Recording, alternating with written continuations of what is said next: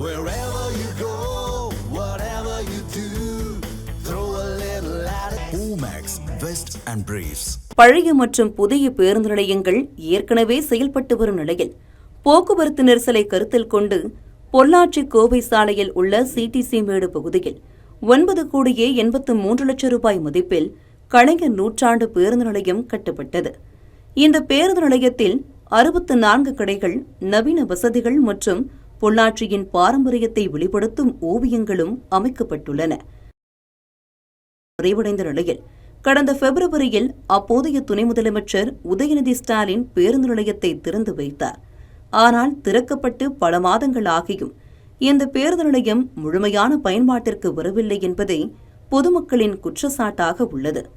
இதற்கு முக்கிய காரணமாக பேருந்து நிலையம் நகரின் மைய பகுதியில் இல்லாமல் சுமார் 1 கிலோமீட்டர் தொலைவில் வெளிப்புற பகுதியில் அமைந்துள்ளதாக கூறப்படுகிறது. இதன் காரணமாக கோடிக்கணக்கில் செலவழித்து கட்டப்பட்ட பேருந்து நிலையம் வெறிச்சோடி காணப்படுவதோடு அங்கு அமைக்கப்பட்டுள்ள 64 கடைகளும் செயல்படாமல் உள்ளன. இரவு நேரங்களில் சமூக விரோதிகளின் கூடாரமாக இந்த வளாகம் மாறி வருவதாகவும் அங்கிருந்த மேசை, நாற்காலிகள் உள்ளிட்ட பொருட்கள் திருட்டு போவதாகவும் குற்றச்சாட்டுகள் எழுந்துள்ளன. இங்கே புது பஸ் ஸ்டாண்டு வந்து இப்போ கட்டி கிட்டத்தட்ட ஒரு 5-6 மாதத்துக்கு மேலே ஆகுதுங்க. கிட்டத்தட்ட பார்த்தீங்கன்னா இங்கே நைட்டு பகலுன்னு கூட பார்க்காம நிறைய பேர் இங்கே தண்ணி போடுறதும் கிட்டத்தட்ட தேவையில்லாத வேலைகள் நடக்குது. இது நைட்டெல்லாம் நம்ம பாதுகாப்பு, பகலில் நாங்கள் ஓரளவுக்கு பாதுகாப்பு பண்ணிக்கிறோங்க. நைட்டு பாதுகாப்பே கிடையாதுங்க. எப்போ பஸ் ஸ்டாண்டு இந்த புது பேருந்து நிலையம் ஓப்பன் ஆகுன்னு எங்களுக்கும் தெரியல. ஒரு கரெக்டான ஒரு பதிலும் இல்லை. இது பாருங்க, பாதுகாப்பு இல்லாமல் நிறையா பக்கம் பார்த்தீங்கன்னா பூரெல்லாம் பாட்டிலுங்க என்னென்னமோ கிடக்குதுங்க. நிறையா திருட்டு போகுதுங்கிறாங்க பொருளுகள்லாம். டியூப் லைட்டு, டேபிள், சேர் காணாமல் சொல்லி கமிஷனரே எங்ககிட்ட சொல்கிறாரு. இதுக்கு என்ன பதில் சொல்கிறதுன்னு எங்களுக்கே தெரியலிங்க.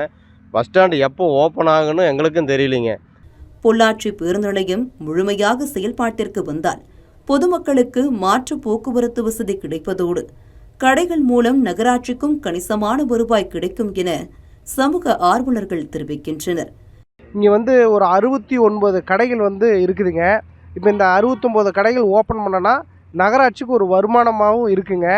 ஆனால் இது விரைவில் அரசாங்கம் தலையிட்டு முதல்ல இந்த பேருந்து நிலையத்தை ஓப்பன் பண்ணணுங்க.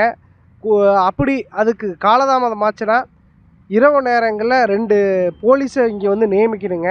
ஏன்னா இப்போ தமிழ்நாட்டில் பல்வேறு குற்றச்செயல்கள் நடந்துட்டு வருதுங்க போதைப்பொருள் கலாச்சாரத்தினால. அதனால் இந்த மாதிரி இடங்களைத்தான் அவங்க பிரதான இடமா பயன்படுத்திட்டு வர்றாங்க.